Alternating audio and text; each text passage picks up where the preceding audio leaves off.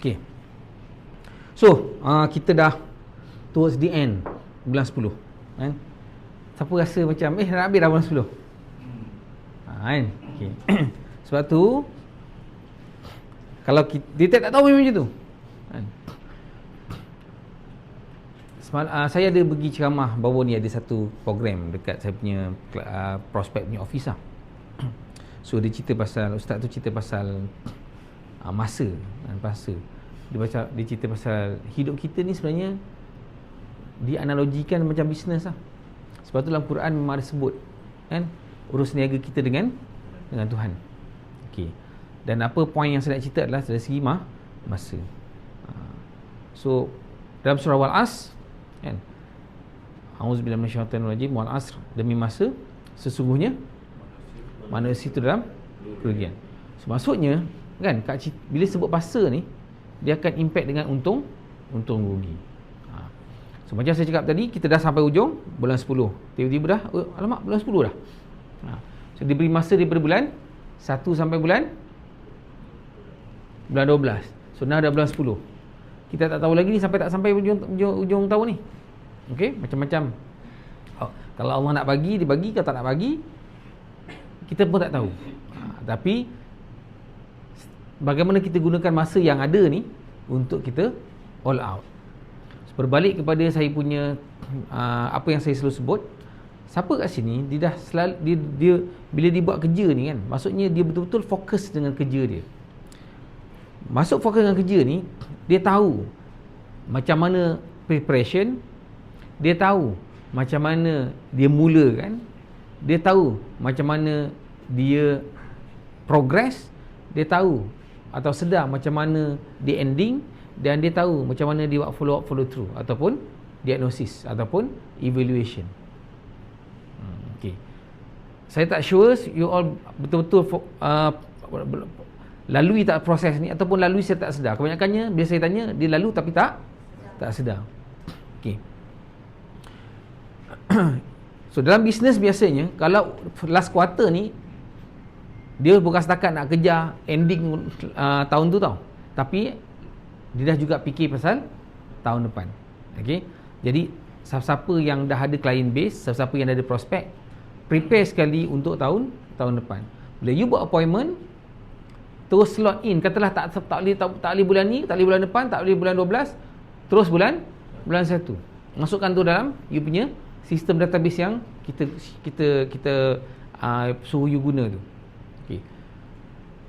Proses ni tak boleh stop. Okay. Cuma macam saya cakap tadi, biasanya kenapa dia tak konsisten? Ingat tak framework 5 yang saya share kat depan itu? Purpose untuk apa? Set direction. Motivation untuk apa? Untuk kita start. Untuk kita start. Maksudnya, kalau katakanlah benda tu tak beri manfaat pada you ada motivation tak nak buat? Kalau you tahu benda tu tak beri manfaat pada you ada motivation tak nak buat? Okay. Tapi ada banyak juga benda yang tak beri manfaat tapi kita buat. Kan? Benda-benda yang lara kan, tak perasan tau. Sebenarnya tak bermanfaat pun. Tak banyak manfaat pun, tapi kita keep on buat. So itu benda lain. Nanti saya akan sentuh yang tu kemudian. Okay. Belief untuk apa? Keep on going, keep on consistent. So kebanyakannya bila you stop ataupun you rasa macam slow down, you check you punya belief pada you punya goal. Especially bila ujung-ujung ni kan. Alamak, rasa sempat tak sempat. So check balik you punya belief. You sandarkan pada siapa? You sandarkan pada you punya capacity, ataupun you sandarkan pada siapa yang beri rezeki. Okay. So ada beberapa poin yang saya nak kongsikan hari ni. Pertama sekali, konsep memiliki. Sebagai seorang hamba, kita tak berhak untuk memiliki apa-apa pun. So jangan merasakan benda tu milik kita. Tak ada benda yang benda milik kita pun. Semuanya Allah punya, dan dia bagi, dia boleh balik, tarik balik. Jadi antara benda yang untuk mengurangkan rasa pressure adalah, sebab kadang-kadang kita hilang apa yang kita ada, ataupun kita tak dapat apa yang kita rasa kita layak. So bila tazkirah tu dia trigger saya, oh ini antara cara macam mana kita nak mudah untuk accept apa yang berlaku. Sebab apa? Sebab katalah kita buat tak dapat, kan? Kita tahu tak apa. Kalau dapat pun bukan kita punya, tak dapat dah memang bukan kita punya pun. Tapi tak bolehlah because of benda tu kita tak buat apa-apa langsung. Okey. Tu yang pertama. Yang kedua, dari segi masa tadi, kan? Maksudnya beli melibatkan untung rugi ni, you kena check masa. Sebab masa ni adalah modal paling besar. Ramai orang bila you test, kalau katakanlah you jumpa prospek ke kawan-kawan ke apa kan, tanya suka meniaga tak? Ada rasa nak meniaga tak? Tanya feedback dia. Saya pernah tanya, saya kadang-kadang selalu juga tanya, you tahu tak apa jawapan dia? Masalah bila kenapa tak meniaga? Masalah apa? Masalah modal. Ramai orang refer pada modal ni, modal apa?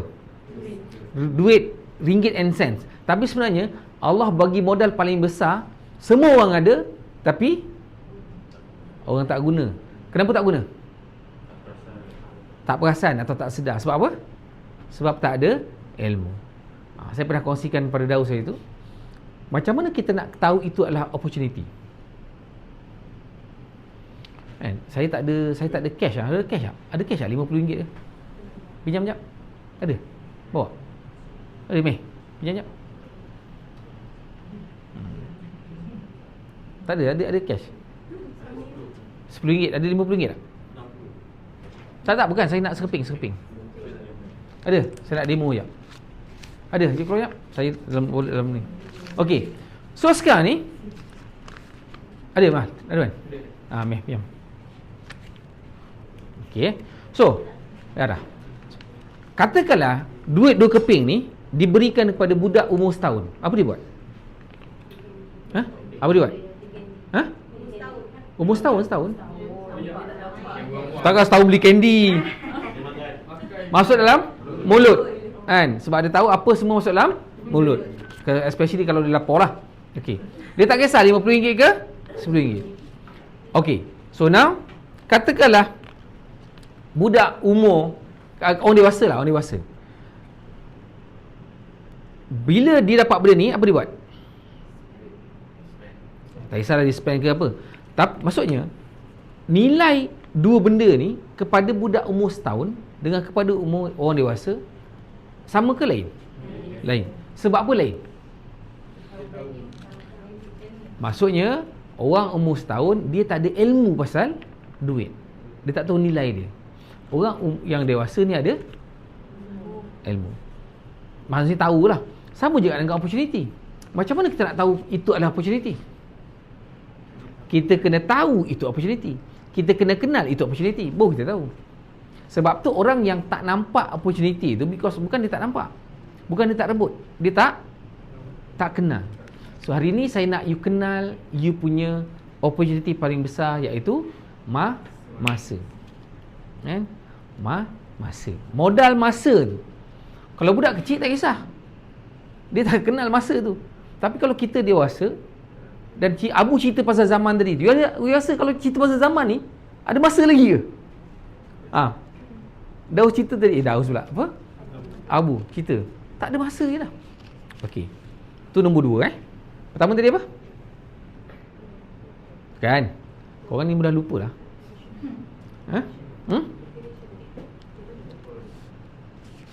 Bukan, sebelum saya cerita pasal ilmu tadi, pasal purpose lah. Purpose kita kena clear. Okey, balik pada purpose balik. Tadi ilmu, kan? Modal masa tadi tu. Modal masa, maksudnya you kena kenal, you ada modal. Jangan lepaskan gitu je. Okey. Kita back pada purpose. Okey. Yang first tadi pasal memiliki. Memang betul, tujuan kita hidup ni bukan untuk memiliki.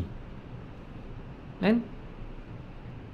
Bila Ustaz cakap kita bukan memiliki, saya rasa macam betul juga. Kenapa kita frust? Sebab kita rasa macam benda yang patut kita dapat, kita tak dapat. Benda yang kita dapat, hilang.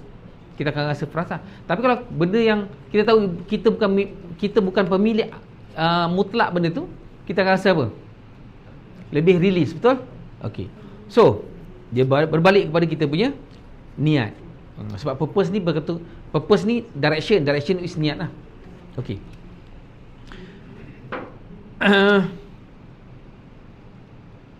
bila sebut pasal memiliki ni kan, dia relate juga dengan kita punya purpose.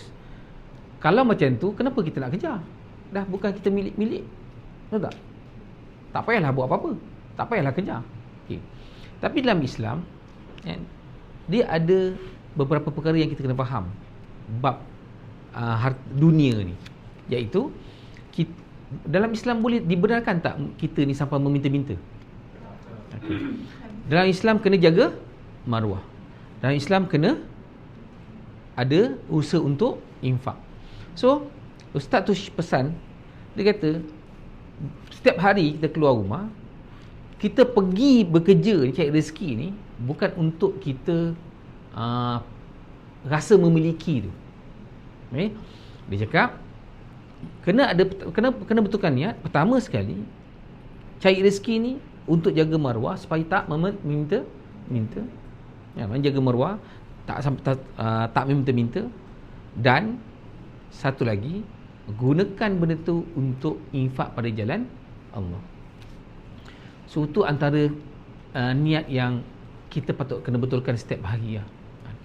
Okey, saya nak tanya soalan. Kalau katakanlah you ada clear niat ni, clear purpose ni, kan? Bagaimana dengan dia punya motivation? Apa yang you akan dapat sekiranya you start buat benda ni? Maksudnya you buat dengan niat yang tadi. Maksudnya ada tak something yang you akan dapat? Agak-agak boleh bagi motivation kat you tak? Okay. So kalau boleh, tak payahlah nak pergi nak dapat kata aku tak ada motivasi tak payah. You faham benda ni, sepatutnya you mesti ada motivation, especially bila cerita pasal tidak meminta-minta kan, dan infak pada jalan Tuhan. Dan dalam Quran pun banyak disebut dalam Quran berkaitan dengan bisnes ni, dengan berniaga ni kan. Surah Jumaah ada.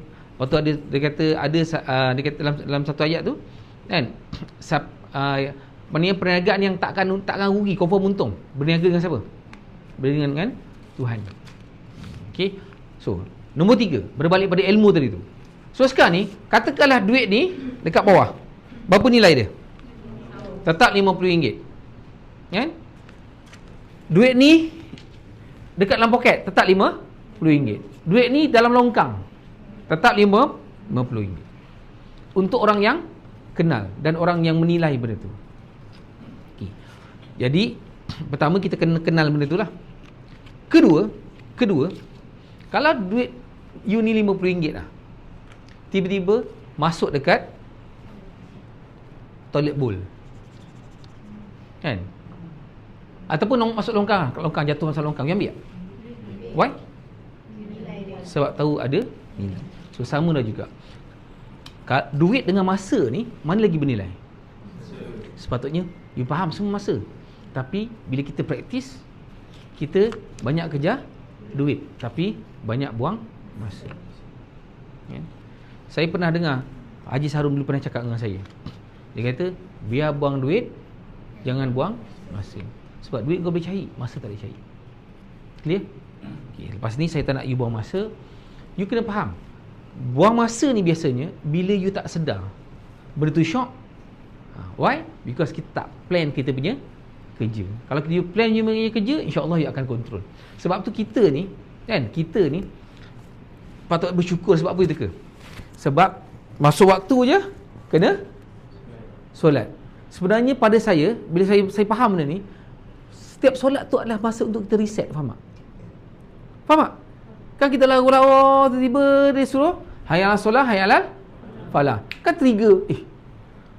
Bayangkan kalau tak ada solat, memang laros sepanjang masa lah. Faham tak? Jadi saya nak betul-betul faham pasal modal masa ni. Kita masa tak panjang, kita ada 2 bulan je lah tinggal. Okay? Whatever you nak. Dan kalau boleh saya sarankan, kalau boleh lah, selain daripada naikkan komisen, mesti kejar bonus. Sebab bila kejar bonus ni, you akan dapat pertama sekali you punya confidence level bahawa bisnes ni memang really can aku kata boleh tambah you punya income, bukan setakat sikit.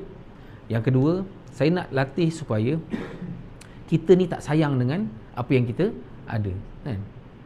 So kita keep on bagi-bagi-bagilah Okey, sebab apa? Kadang-kadang kalau kita rasa kita tak ada, kita kurang, kita rasa macam apa? Bila kita rasa kita kurang, kita rasa susah nak bagi.